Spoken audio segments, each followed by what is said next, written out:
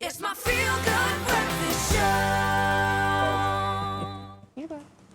Welcome back to Feel Good Breakfast Show. It's Expresso. Dr. Darren Green is still with us in studio as we unpack World Kidney Day that took place last week, Thursday. And of course, if you have any burning questions, especially when it comes to kidney health, please do continue to contact us. That number is 021 110 552. It's on your screens right now. But we also have some messages that came through in comments on social media. So let's take a look at the first one. Sure. I love this because it offers perspective into life living with chronic kidney disease. Pam Joseph weighed in saying, "Hi guys, glad you spoke about this topic. My husband has had kidney failure for the last 14 years without a transplant. He's been sick continuously. It's been a difficult road constantly for us. He does dialysis 5 times a day, daily. And with COVID, it's been even more difficult. Right now, he is suffering from infection, peritonitis in the tummy. So people need to be made aware of the constant struggle a family goes through. And that really does raise very important component such an to care. important component,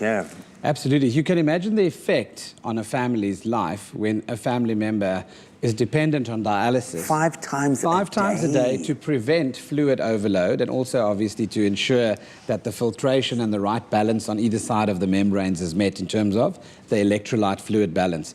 Now you can imagine the impact on that just on social planning. How do you go somewhere? For children, you go on for family, holiday, for moms and dads.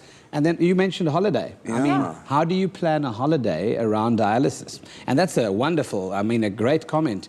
And there's some really, some really creative things that one can do, but it does require a lot more planning. And you get different forms of dialysis. You know, you get people that have at-home dialysis, and people then that have to go into a center. The costs obviously differ as well, and the setup and the stage of kidney disease that you're in. And that's what she makes us very aware of. And Pam also mentioned the burnout and care on the actual system or the family is something that we mustn't forget. I have like 2 different questions for you. The one is more of an interesting fact. When I went on a cruise ship experience, they actually had a dialysis center on the 2nd floor, which I thought was so fascinating. That a family can still go on holiday. And Dr. Darren Green, you also mentioned that this is quite a costly thing. How much can dialysis cost? It varies according to the frequency that you need it, and in terms of, whether it's hemiperitoneal dialysis that she mentions as well. We're speaking about close to 100,000 Rand a year maybe for people. So it's a massive burden in terms of the financial implications, both on you with or without a medical aid. And in terms of the public sector, I know there are dedicated centers throughout the country, and they are always looking for input contributions and donations to increase the amount of facilities they have in housing so many chronic kidney disease patients, and we need to definitely advocate for them too.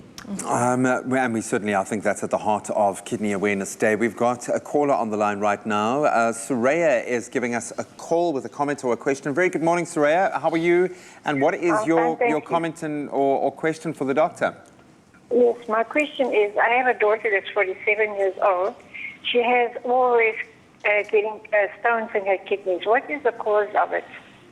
Kidney stones. She's got a daughter that's 47 years old, and she has always had stones in her kidneys. What is the cause of that? That's a great added question. to that, how do we treat it? You've got so many different types of stones. Often stones precipitate because of a metabolic cause. In other words, your body's producing too much of a certain substance, mineral, like, for example, calcium. So you get different types of stones. You get urate stones, where uric acid and gout could be a cause.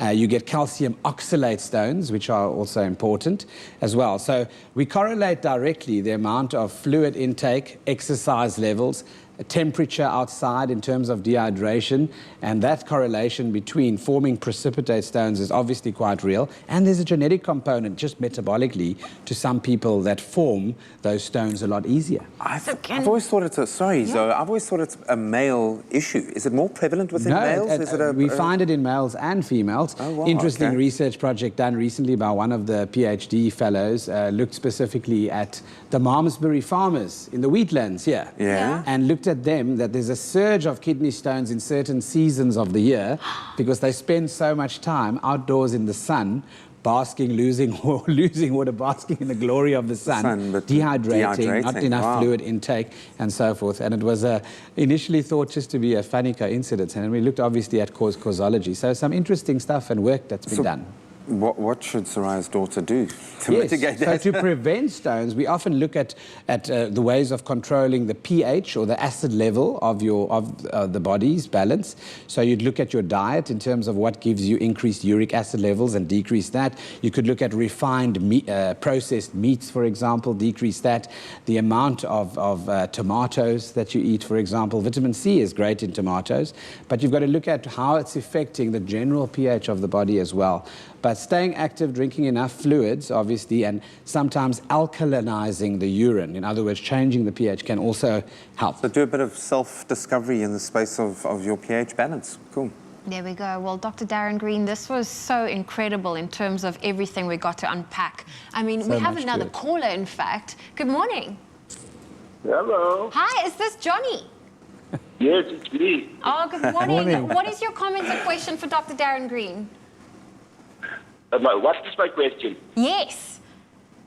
I just want to know how you can keep your kidneys healthy and clean, and what is the precautionary measures you have to take just to get that done. Okay. So firstly, enough fluid intake. Lots of fluid. That's often determined by your body weight, your height, and your muscle mass. And when you say fluid intake, I'm assuming water. Yeah, water preferably, and not things that do damage like high sugar fizzy drinks, for example. Remember, other drinks like tea and coffee might contain caffeine.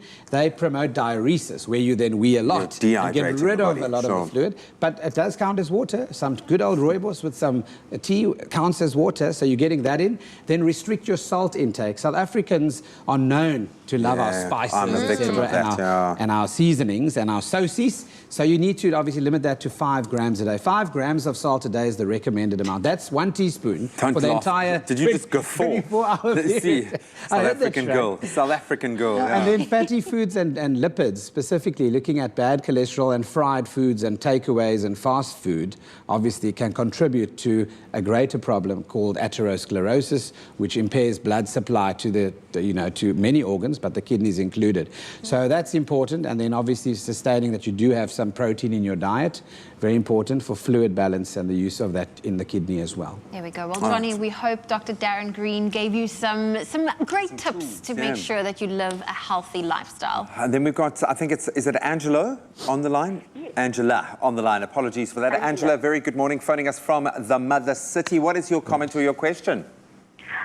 My question is, I'm a very healthy 77-year-old, and I'm taking valsartan at night, and I'm taking Amlock in the morning. And how many times a day is it normal to urinate? Yeah, man, simply put, very good question. Yeah. Yes, so normally people go to the bathroom approximately four times a day. It's also dependent on the weather, because you get a response according to the weather, and your body predicts how much water you're going to lose, and the brain is involved with a thirst center that stimulates your thirst response. Also, once again, depending on the amount you're ingesting. And what you're ingesting will also promote diuresis. She mentions 2 medications there. I heard the one is Amlock, amlodipine, and a calcium channel blocker, which is a hypertensive drug as well. Some of these drugs have a diuretic combined with them that make you go to the toilet a lot more. And timing when you take your medication is often something that helps you get better quality sleep at night. So chat to your doctor in terms of your medication, and if it's disturbing the quality of your sleep at night, and there's a different way we could look at when you obviously secrete that extra water, worth a chat to your treating doctor. All right. Angela, thank you very much for that question.